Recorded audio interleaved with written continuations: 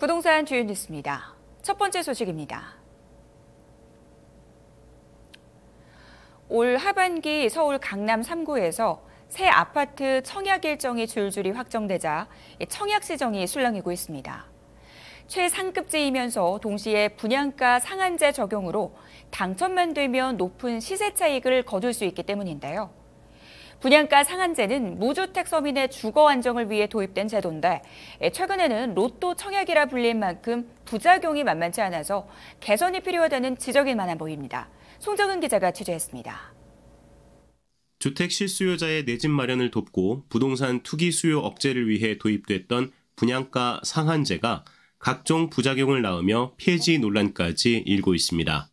업계에 따르면 지난달 말 청약에 나선 서울 서초구 반포동의 레미안 원펜타스 특별공급에서 평균 경쟁률 352.5대 1을 기록했습니다. 같은 시기 경기도 화성시의 동탄역 롯데캐슬은 무순위 한 가구 모집에 294만 명이 넘게 몰리면서 아예 청약홈 홈페이지를 마비시켰습니다. 모두 분상제로 인해 향후 수십억 원의 시세 차익이 예상되면서 생긴 결과입니다. 현 정부는 분상제가 가진 제도적 허점을 보완하기 위해 지난 1월 서울 강남구와 서초구, 용산구를 제외한 모든 지역을 분상제 적용 대상에서 전면 해제했습니다. 때문에 사실상 분상제 폐지라는 평가도 있지만 여전히 분상제를 적용받는 해당 3개 구에 더욱 청약 수요자가 몰리는 현상이 이어지고 있습니다. 부동산 전문가들은 이 분상제가 가진 문제점을 지적하면서도 당장의 폐지보다는 주택 채권 입찰제를 도입하는 등 제도적 보완이 필요하다고 조언합니다.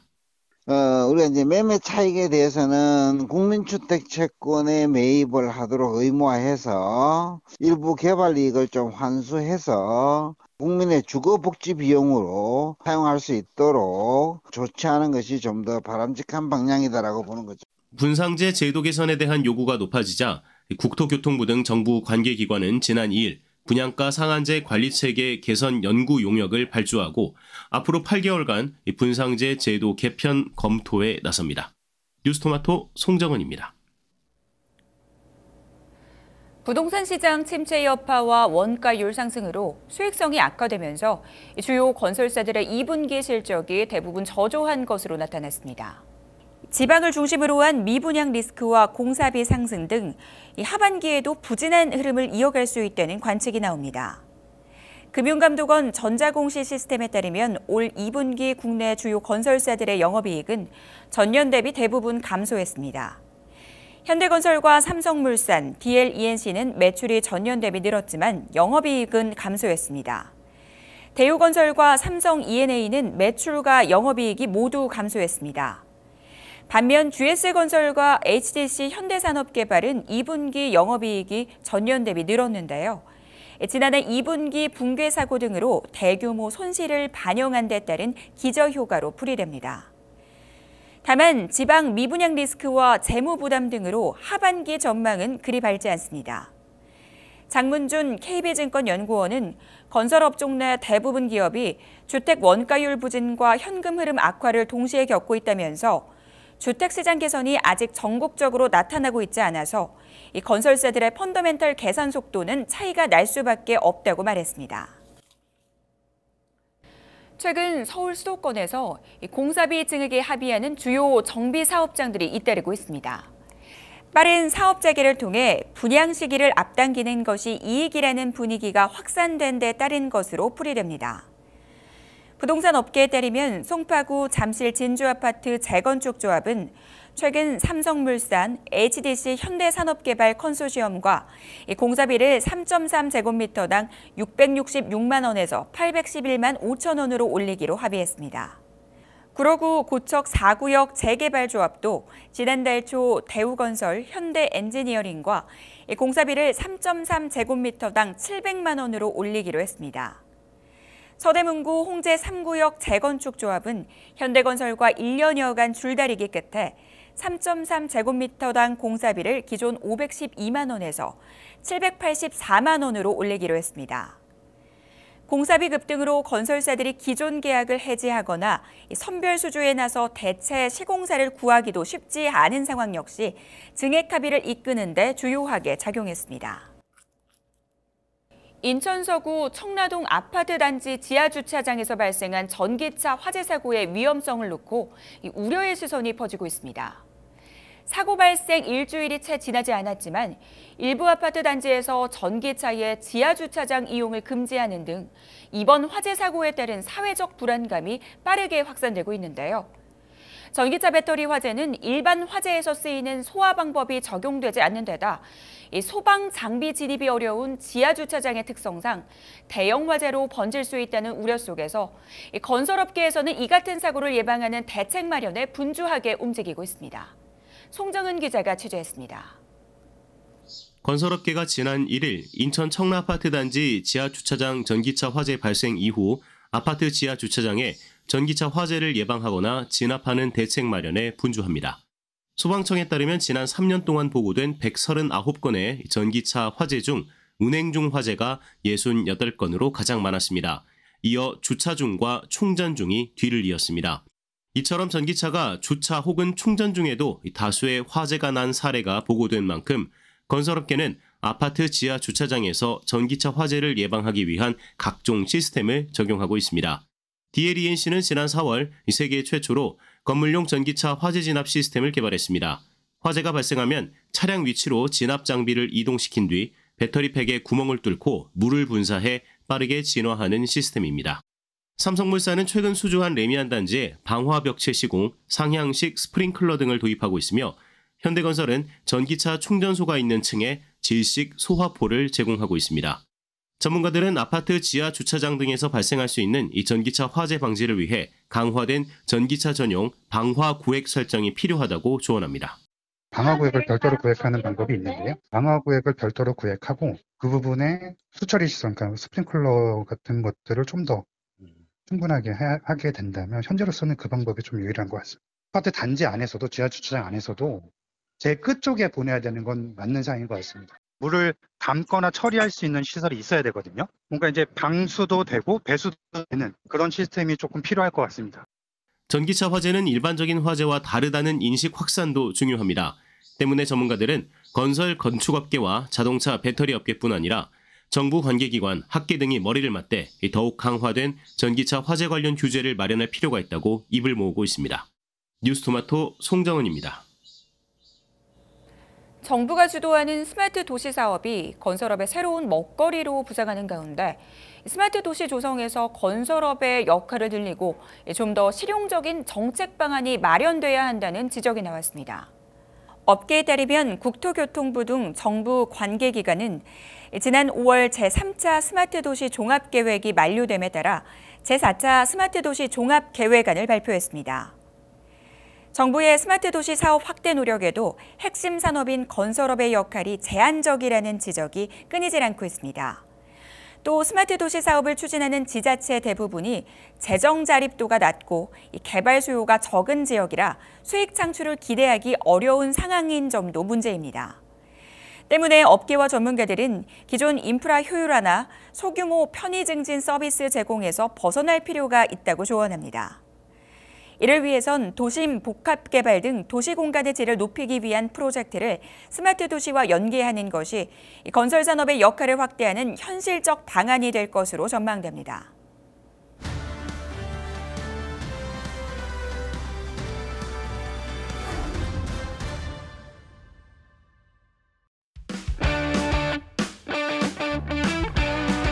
청약 캘린더 함께 하시죠. 송정은 기자와 함께 이번 주 화제의 청약 단지 만나보는 시간입니다. 어서 오세요. 네, 반갑습니다. 네, 오늘은 어디부터 좀 가볼까요? 네, 이번 주에는 서울에서 분양하는 도시형 생활주택과 수도권 대단지, 그리고 창원과 제주에서 분양하는 단지 등 다양한 유형이 준비되어 있습니다. 먼저 경남 창원시에 공급되는 남문 동일 스위트 디오션 1, 2 단지입니다. 1단지는 경남 창원시 진해구 제독동 865-1번지에 2단지는 제독동 865-3번지에 들어섭니다. 두 단지 모두 제덕지구 공동주택 신축 공사를 통해 제공됩니다. 동일이 시공합니다. 1단지는 총 349가구이며 모두 일반 분양 대상입니다. 2단지는 총 264가구로 역시 모두 일반 분양 대상입니다. 단지 규모는 1단지가 지하 2층에서 지상 22층 6개 동이고 2단지는 지하 3층에서 지상 22층 4개 동 규모입니다. 전용 면적 59, 64, 74, 75, 84 AB 제곱미터로 구성되어 있습니다. 진해 경제개발의 중심지로 꼽히는 부산 진해 경제자유구역이 차량으로 약 15분 거리에 위치해 있습니다. 부산 진해 경제자유구역에는 약 1,950여 개 기업을 유치했는데요. 6만여 명의 배후 수요가 예상되고 있습니다. 교통의 경우 석동터널과 석동에서 소사간도로, 웅동에서 장요간도로 등이 인접해서 이른바 마창진 일대 이동이 용이하다는 평가를 받습니다. 또 오션뷰라는 단지 이름처럼 제덕항 오션뷰와 골프장 그린뷰, 세스페데스 공원 등 자연 친화적인 환경을 갖춘 단지가 아닐까 싶습니다. 다만 인근 생활 인프라가 다소 부족하고 천자봉 공원묘연, 즉 공동묘지가 가까워서 흥행을 예단하기 힘들다는 예측도 있습니다. 교육 인프라도 다소 아쉬운 평가를 받는데요. 가장 가까운 웅천초등학교가 단지 기준 1.2에서 1.8km 거리에 있어서 도보 통학은 다소 어려울 것으로 보입니다. 준공일자가 2025년 2월인 후분양 단지인 만큼 입주 고려하시는 분들은 잔금 일정 잘 확인하실 필요가 있습니다. 분양 일정은 8월 12일 특별공급, 13일 1순위, 14일 2순위 순입니다. 입주 예정일은 2025년 2월 1일입니다. 첫 번째 단지 만나봤습니다. 말씀해 주신 대로 후분양 단지이기 때문에 잔금 일정들 꼼꼼하게 체크가 필요할 것 같습니다. 자, 바로 이어서 두 번째 단지 넘어가 볼까요? 네, 이어서 일성건설이 시공하는 도시형 생활주택 더 트루엘 마곡 HQ입니다. 서울 강서구 공항동 11-10번지 1원에 들어섭니다.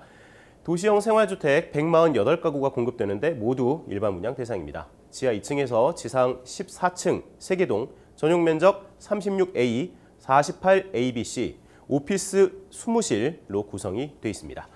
최근 서울에서 각광받는 오피스 지구죠. 바로 마곡지구에 들어서는 단지입니다. 5호선 마곡역과 송정역, 김포공항역 등 5개의 노선을 누리는 역세권 아파트라는 점이 장점이 될 것 같습니다. 공항대로와 방화대로에 인접해 있어 도로교통 요건도 괜찮습니다. 이 단지 주변에는 이대 서울병원, 마곡식물원, 롯데몰 등 다양한 생활 인프라가 자리 잡고 있습니다. LG 사이언스파크와 코오롱 원앤온리타워 등 대기업들도 가깝습니다. CJ 공장부지 개발 사업과 김포공항역, 한국형 화이트존 지정 등 다양한 호재가 있고 인근 방화 뉴타운 개발로 주거 환경도 더욱 개선될 예정입니다.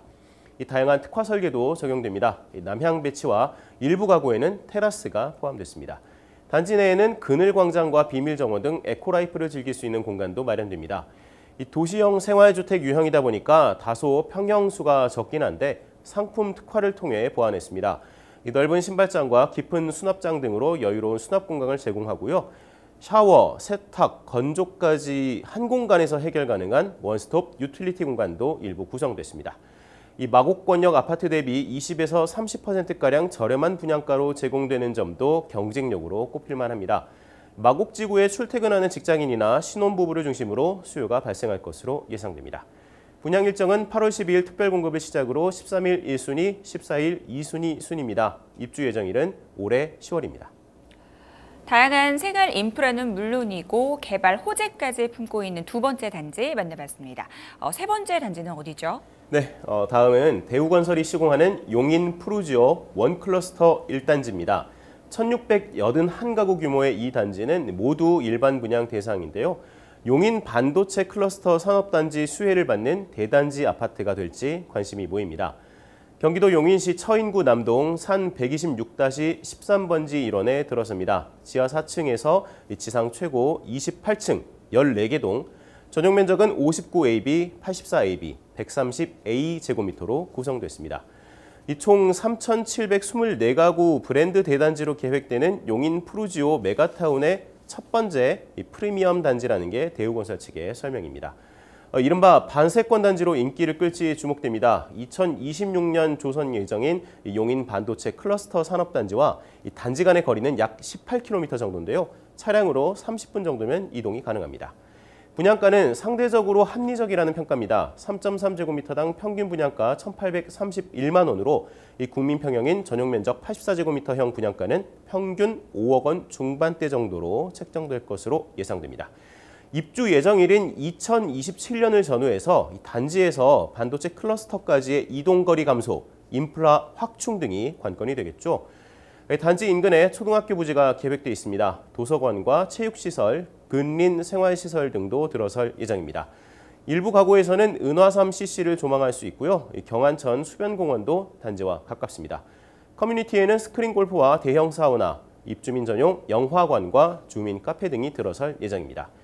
교통 요건은 세종과 포천고속도로가 단지 인근을 지나게 됩니다. 42번 국도와 45번 국도 등을 통해 반도체 단지 이동이 용이할 전망입니다. 일단 시작은 좋습니다. 지난 8월 2일 개관한 견본주택에 개관 이후 12,000여 명 이상의 방문객이 몰렸는데요. 실제 청약 흥행으로 이어질지 두고 봐야겠습니다. 분양 일정은 8월 12일 특별공급, 13일 1순위, 14일 2순위 순입니다. 입주 예정일은 2027년 8월 1일입니다. 일명 반세권으로 불리는 세 번째 단지 만나봤는데요. 일정들까지 꼼꼼하게 체크를 해봤습니다.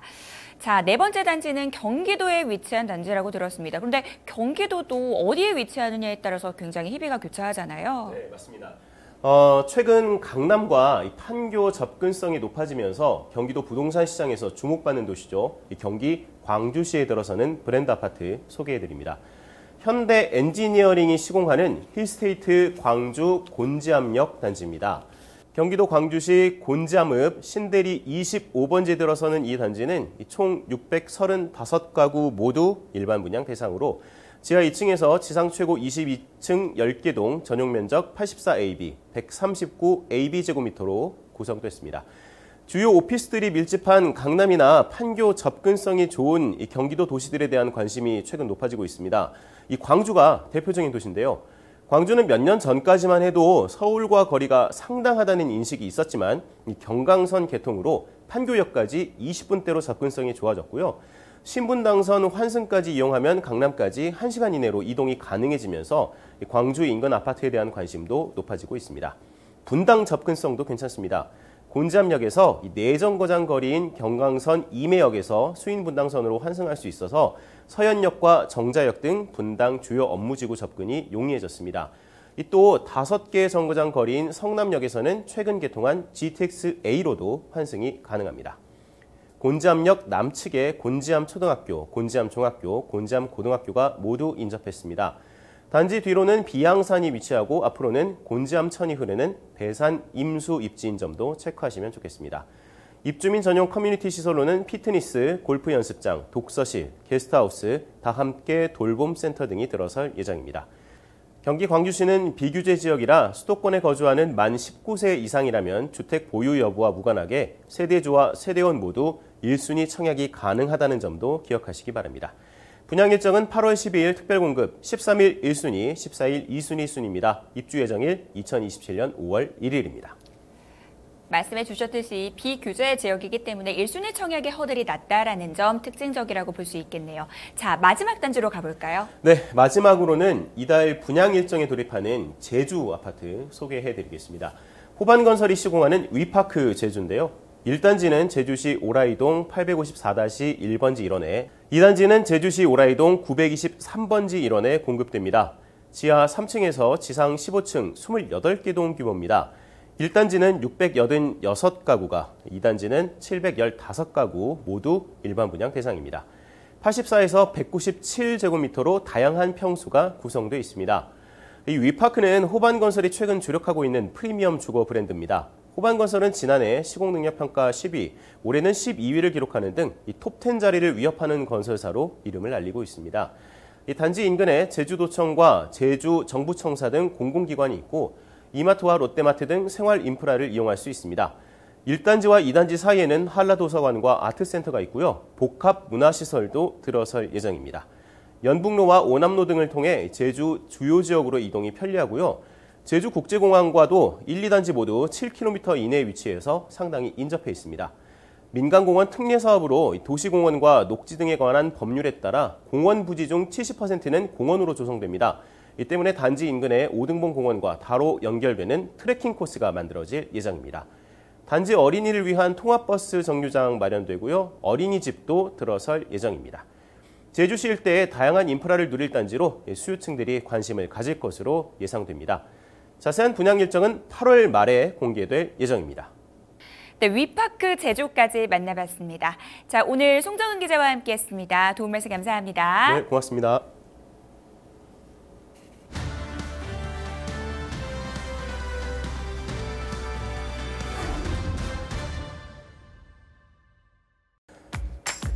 안녕하십니까. 뉴스토마토 송정은 기자입니다. 지표를 토대로 부동산 시장의 주요 흐름을 분석하는 위클리 부동산 시황입니다. 이번 주는 가파른 상승세를 보이던 서울 아파트 매매 가격의 상승폭이 다소 꺾였습니다. 휴가철 비수기에 매매 가격 급상승으로 인해 거래를 주저하게 되는 현상이 겹친 것으로 풀이됩니다. 다만 상승세는 여전히 이어져서 서울 아파트 매매 가격은 20주 연속, 전세 가격은 64주 연속 올랐습니다. 통계 공표 지역 전국 178개 시군구 중 지난주 대비 아파트 매매가가 상승한 지역은 102곳에서 105곳으로 늘었습니다. 반면 보합 지역은 12곳에서 10곳으로, 하락 지역은 64곳에서 63곳으로 줄었습니다.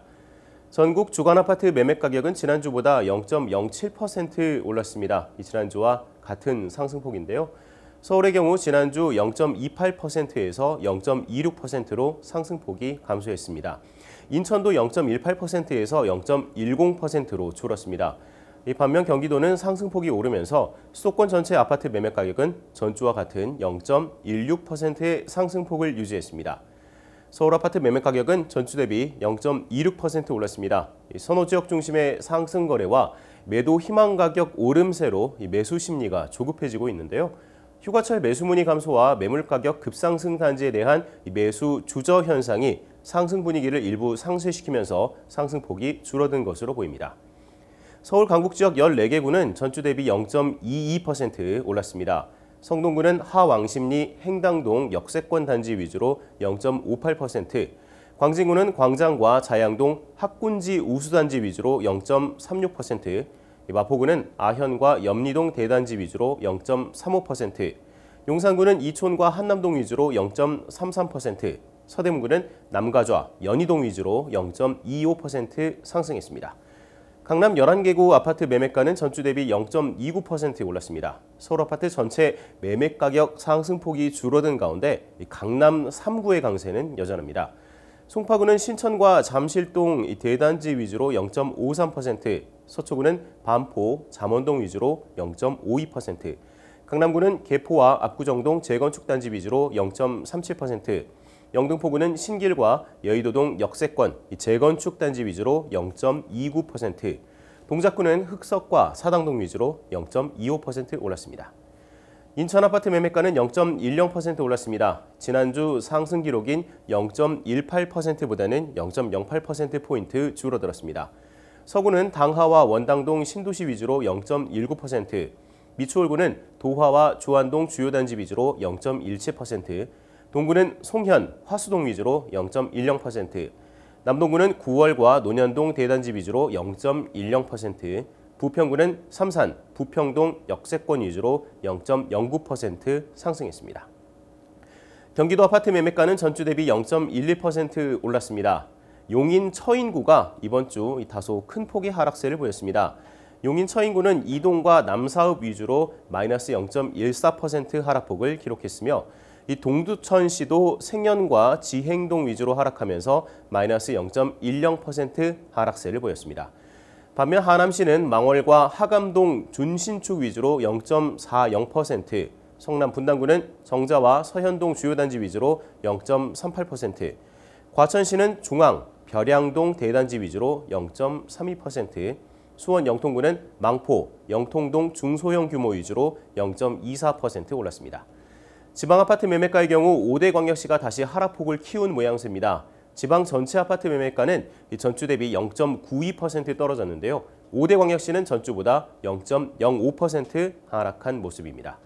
5대 광역시 중 대구는 마이너스 0.13%, 대전은 마이너스 0.06%의 하락폭을 기록했습니다.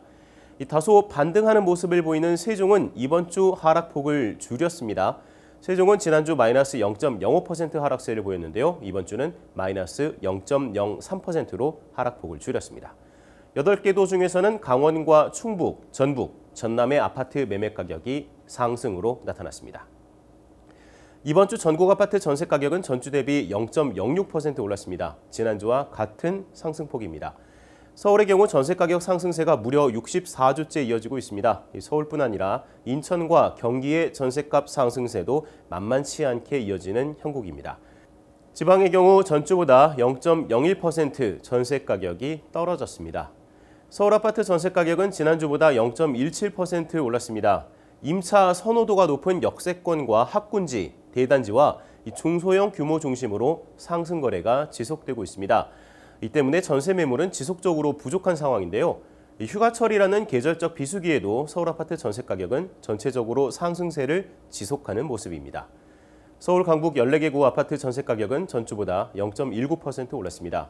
성동구는 응봉동과 금호동 일가 대단지 위주로 0.39%, 노원구는 월계, 상계동 중소형 규모 위주로 0.27%, 종로구는 홍파와 사직동 주요 단지 위주로 0.23%, 광진구는 자양과 광장동 학군지 위주로 0.22%, 용산구는 도원동과 한남동 위주로 0.21% 상승했습니다.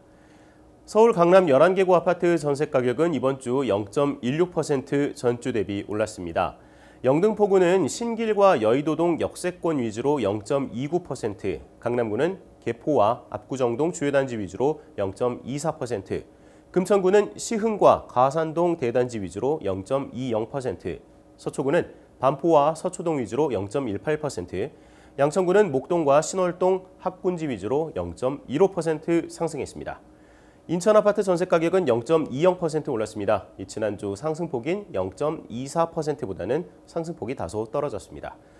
서구는 전세 매물 감소 등으로 당하동과 가정동 위주로 0.36%, 부평구는 부계와 삼산동 역세권 위주로 0.30%, 남동구는 구월과 만수동 위주로 0.25%, 미추홀구는 주안, 용현동 신축 위주로 0.19%, 동구는 송현과 화수동 위주로 0.08% 올랐습니다. 경기도 아파트 전세 가격 전주 대비 0.11% 올랐습니다. 전반적인 상승세 속에서 안양 동안구는 공급 물량 영향으로 인해 평촌과 호계동 위주로 마이너스 0.05% 하락세를 기록했습니다. 반면 성남 수정구는 신흥과 창곡동 역세권 위주로 0.58%, 하남시 망월과 신장동 신축 위주로 0.27%, 김포시는 북변과 구례동 위주로 0.24%, 화성시는 청계와 산척동 정주역권이 양호한 지역 위주로 0.22% 상승했습니다. 지방아파트 전세 가격은 전주 대비 마이너스 0.01% 하락세를 기록했습니다. 5대 광역시 전세 가격은 전주 대비 0.02% 떨어졌습니다. 지난주보다 역시 하락폭을 소폭 줄인 모습입니다. 부산의 아파트 전세 가격 전주보다 0.03% 떨어졌습니다. 지난주에는 보합세를 기록하다가 이번 주에는 다시 하락 전환했습니다. 세종은 마이너스 0.14%, 8개 도는 마이너스 0.01% 하락했습니다.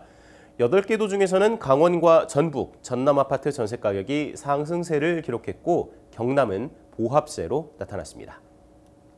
서울을 중심으로 매매 가격이 크게 오르고 공급 부족 현상이 심해지자 정부가 지난 8일 관계부처 합동으로 국민 주거 안정을 위한 주택 공급 확대 방안을 내놓았습니다. 서울과 수도권에 향후 42만 호 이상을 6년 동안 공급하고 1기 신도시 등 노후 계획도시 정비 사업 속도를 높이며 조합 설립 요건 등을 완화하고 신규 택지에도 다수의 주택을 공급하겠다는 게 골자입니다.